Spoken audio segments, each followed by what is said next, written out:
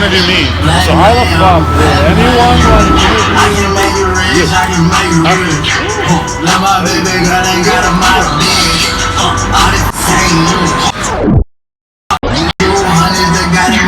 You just kind of like, oh shit, you just kind of like fuck around. Try to get it on it. Yeah. You try to get on it.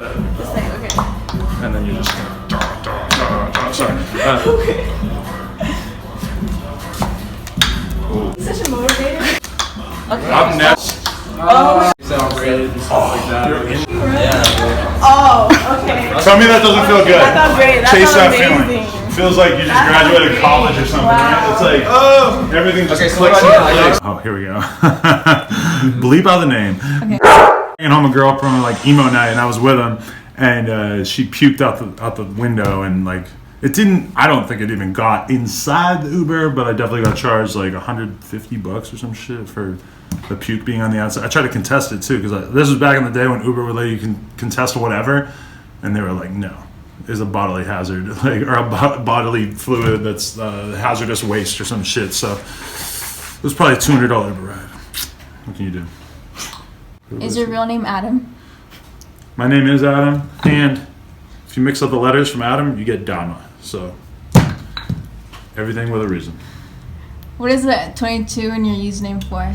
The 22 in my name on Instagram. My name is ADAM22. Is just a random screen name that back in approximately 1998, 1999, I chose it to be my screen name on LiveJournal, which is an old website that nobody remembers anymore.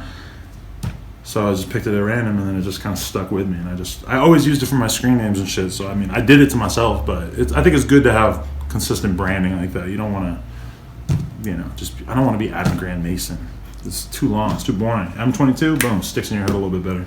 When did you start doing interviews? I started doing interviews probably realistically like 10 years ago was when I started to do interviews that I just like wrote down. I recorded them and wrote down stuff. I think my first one of those was a guy named Desmond Rhodes, who's a legendary pro BMX rider from New York City who goes by the nickname Black Man.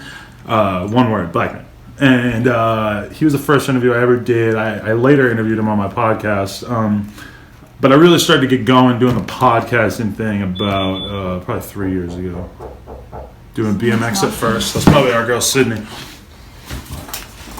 Oh. Hi, Chris. Hi. Come on in. How are you, Chris? I'm fantastic. How are you doing, Joyce? I'm doing fine, thanks. How are you? Come on in. She's interviewing us real quick. One thing I'd recommend is try not to cover the mic. Alright, what's next? Why did you decide to go bald? I decided to go bald because this thing started happening to me in my early 30s where the hair that I did have on my head started thinning and it did not look that good on the top of my head.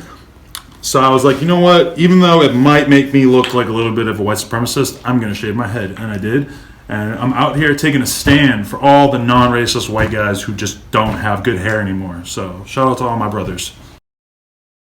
What was your first tattoo? First tattoo was this stupid little eagle on my leg that I would show you. I guess I'll show you. It's halfway covered up.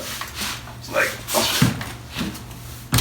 there's an eagle, and it said true till death. And it's halfway covered up. And at some point I'm going to get the whole back of my leg tattooed so you won't be able to see it at all anymore. But that was my first one when I was like 18. What do you think about Adam, Chris? Who? What do you think about Chris, Adam? It's just not even on my radar. How did you guys become friends? You want to talk? Yeah, we became friends because of BMX stuff. A bunch of my friends that knew him because we grew up in the same area, but we weren't friends yet until he moved to New York. And then a bunch of my friends were going to stay with him, and I went with them, and then we've just been friends ever since. Oh. What is BMX?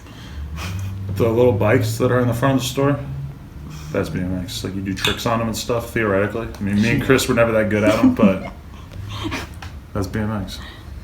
I could see her not knowing. She knows. No. I told you I'm going to be a BMX rider, and I'm become like really famous off of that. Are you playing Pokemon? No. So what did you do before like the Instagram fame and like YouTube fame? I started a BMX website in 2006. It was the first of its kind in the sense that there weren't really any BMX websites before that, and it just started to do pretty good like within the first like 6 months that I started it, and then I just figured that I would just keep working at it because before that I was playing online poker for a while, so I just went crazy working on that, and it started to do better and better, and eventually it was like how I was making a living, and then at a certain point I was already doing BMX podcasts, but I transitioned out of it into doing other types of podcasts as well, like fashion and fucking rappers and all that kind of stuff. So, yeah, it's a pretty smooth transition, to be honest. So, like, how do you feel like when people, like, rappers, like, send their followers to comment on your pictures, like, interview this person? I mean, there's one part of me that is kind of like, well, I'm not gonna like read my comments anyway because I get too many comments. So like, I don't really give a fuck what anybody comments there. It's kind of cool. Like when you look and you see like 5,000 comments, that's cool. But that means you can't really like read them at all. So there's part of me that doesn't mind and is like, thanks for the comments. And then there's part of me that's like, you idiot, because that totally makes it less likely that I would interview somebody like if they, for whatever reason, like had their fans harass me. That makes me less likely to interview them. So maybe they don't know that, but that's how I feel. Do you usually just interview rappers, or do you like to, like?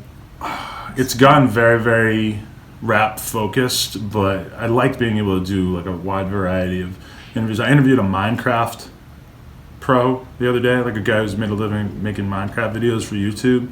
Well, he doesn't anymore. But I did do that recently, so that felt like that was a good step in the right direction. You know, I've done a lot of porn stars. I've done, I've done dudes who do this shit one time. Like, just whoever. Like, I'm just interested in a lot of different things. So sometimes it feels like No Jumper's all about rap, but I try to keep it diverse and do all kinds of different stuff. Do you think you'll be the next Ellen or Oprah? Wow.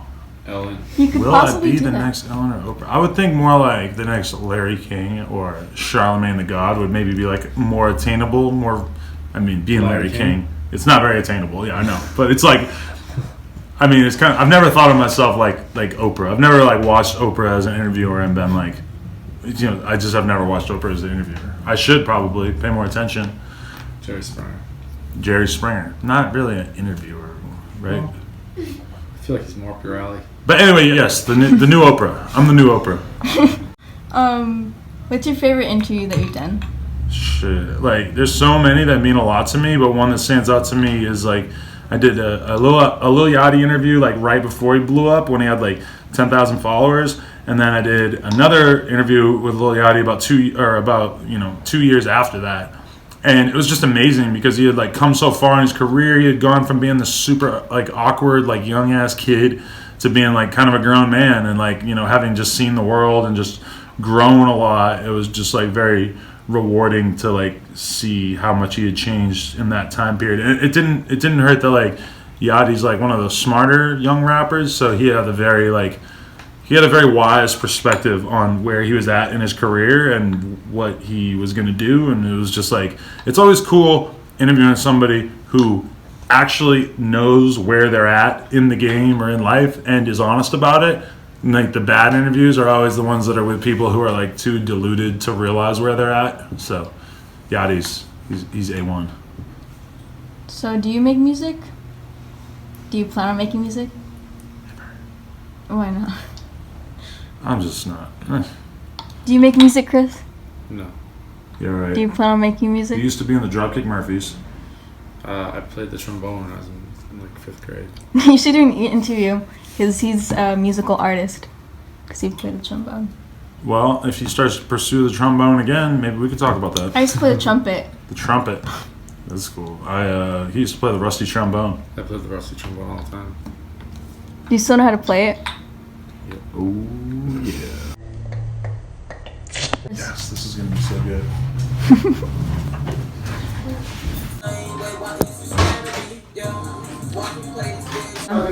Hi, hello.